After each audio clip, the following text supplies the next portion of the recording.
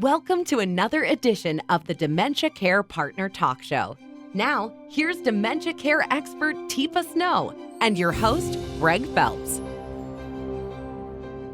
Hello and welcome to Teepa Snow's Dementia Care Partners podcast. I'm your host, Greg Phelps, and joining me as usual is Teepa Snow. And Teepa, in a recent podcast, we were talking about Alzheimer's and the diagnosis and everything else like that, and Into Care. We've done programs on that. But what caught me totally off guard was the mention of a play I saw recently where the playwright's mother was forced to transfer to another facility 6 times as her behavior deteriorated. Now, I don't think it's quite like that in Canada. Our system is similar to yours, but exactly the same, but different. Have you ever heard of that? And could you ever sort of justify that? Oh, I don't know about the justify. I've heard of it multiple times, particularly when people have atypical dementias, that those who are providing the service of dementia or memory care or just dementia-specific programming or services don't actually know that much about dementia. And so when someone has an atypical dementia or they have, fairly significant symptoms due to a variety of their health conditions, what ends up happening, mental health conditions particularly, people will say, oh yeah, we can do this. And then they take someone into their care and then they realize, whoa, boy, this is more than this is not the person. This is not what we do. Back out. And you have to go find another spot. Now, usually, I'll be honest, it ends up they go to the ER. And I think that happens in Canada as well. They go to the ER because we can't manage it. And then in the ER, the facility that's had them said, we can't, this situation is beyond what we can handle. And so then they're in the ER. And in Canada, often they'll go into the hospital because, if the facility says we can't do this, we just can't. I assume they don't send them back to the facility in Canada. It hasn't gotten that bad, have they? They shove them back anyway? No, I don't think so. Yeah. No. So then they have to wait for another place to open up. And so they sit in the hospital in Canada. It's a little different here. They won't get they'll go back to the facility, but the facility says we can't do it, and they may actually push back and say, oh no, you'll have to send her for a psych eval.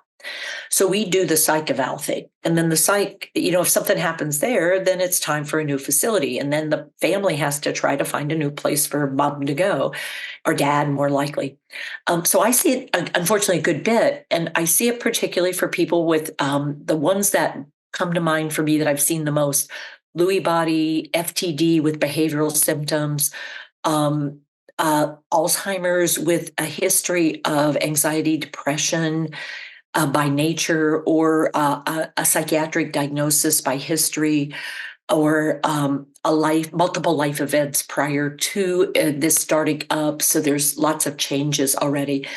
And one of the things we know is changing locations causes more and more brain problems because the brain can't settle. The hippocampus is in acute distress because it can't be used to learn new stuff because it can't find its way and it can't keep up with anything. And so the anxiety kicks in, and then we want to medicate, and then, yeah. So, Greg, I don't think it happens maybe as often in Canada. But I do think it happens, and I know it happens in the States, and it happens in other places as well, all over.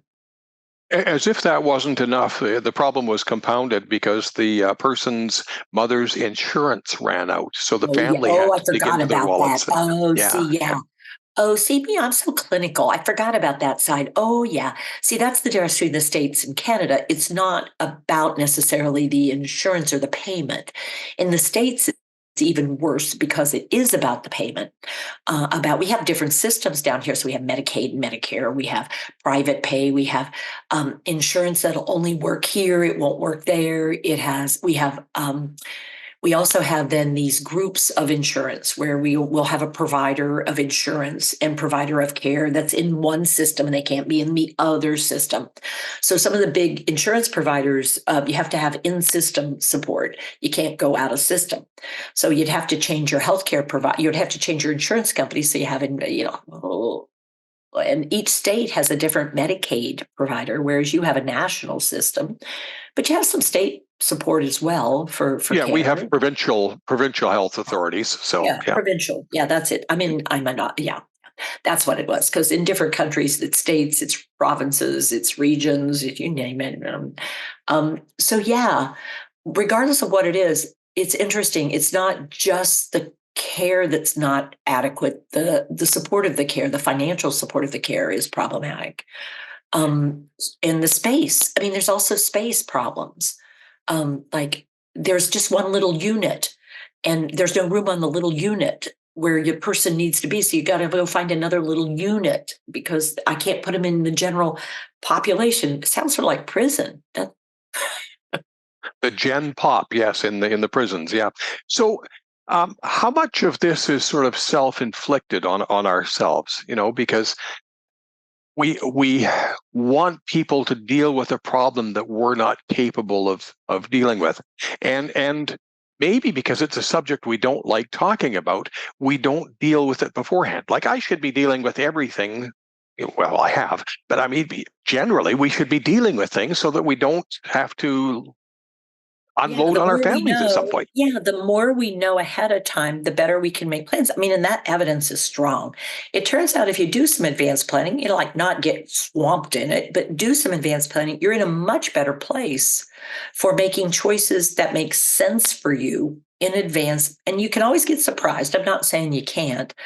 But if I am looking around before I would need care, where would I want care if I develop dementia? I need to investigate and go visit, spend some time, maybe look at what my care options are, what's covered, what isn't, how.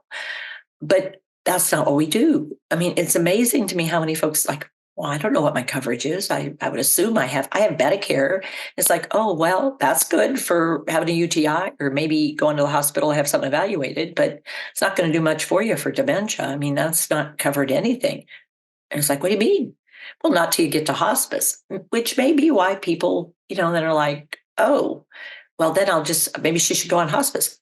No, we're not that far along yet. I mean, so that gets tricky because people do want a quick fix. And dementia is not a quick fix condition. And many aging situations or even adult situations aren't quick. It takes time, effort, and focus. And it's like, oh, yeah. What are we having for lunch again, Greg?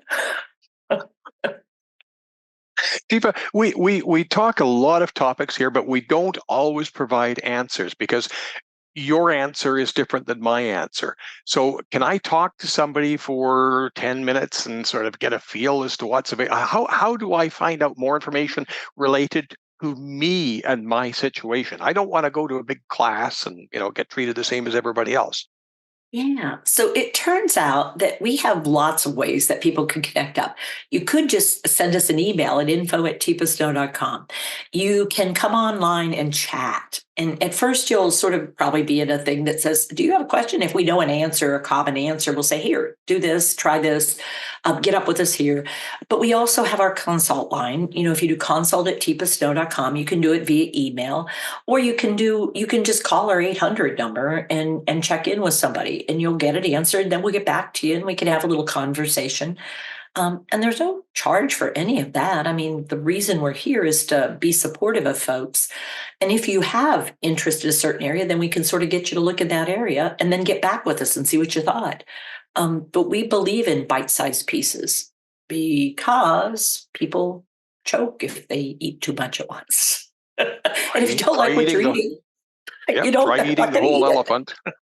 And if you're trying to feed me something I don't like, I'm very likely not going to eat much of it at all. So I've got to find out what you tend to like and how you like it. Thank you very much, Teepa. You've been listening to the Dementia Care Partners podcast. For more information on today's topic or any other questions, visit teepasnow.com. Hi, I'm Teepa Snow, and you just found our YouTube channel and watched one of our videos.